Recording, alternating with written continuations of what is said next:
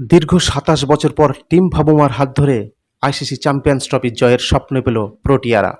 সারা বিশ্ব উচ্ছ্বসিত, অস্ট্রেলিয়া বাদে। অন্ধকার কাটিয়ে অবশেষে সূর্যোদয় হলো রামধনুর দেশে। ক্রিকেট বিশ্বের সেরা দেশ অস্ট্রেলিয়াকে দাপটের সঙ্গে হারিয়ে বিশ্ব চ্যাম্পিয়ন্স ট্রফি জিতে নিল সাউথ আফ্রিকা। সঙ্গে সঙ্গে চোকার্স তকমা মুছে গেল তাদের থেকে। যোগ্য দেশ হিসেবে সাউথ আফ্রিকা বারবার ট্রফি জয়ের দোরগোড়ায় এসেও বড় কোনো ট্রফির স্বাদ মেলেনি। কিন্তু এবার ক্যাপ্টেন টিম ভামুবার নেতৃত্বে মার্কারামের অসাধারণ লড়াইয়ে সেই সাবমুক্তি ঘটল।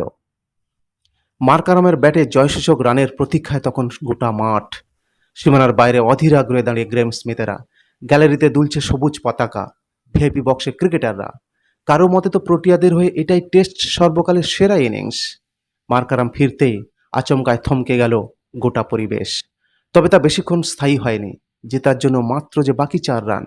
অবশেষে স্টার্কের হোয়াইট ফুলটস ব্যাটে লাগিয়ে কাইল ডোরিন দৌড়াতেই বাঁধ ভাঙল, দাঁড়িয়ে পড়ল এত বছরের দুঃখ, যন্ত্রণা, হতাশার কাহিনীতে। সূর্যোদয় হলো দক্ষিণ আফ্রিকার ক্রিকেট ইতিহাসে। লর্ডসের ব্যালকনিতে শুরু হলো কালিক্সো, রাবাডা, কেশব মহারাজদের উল্লাস।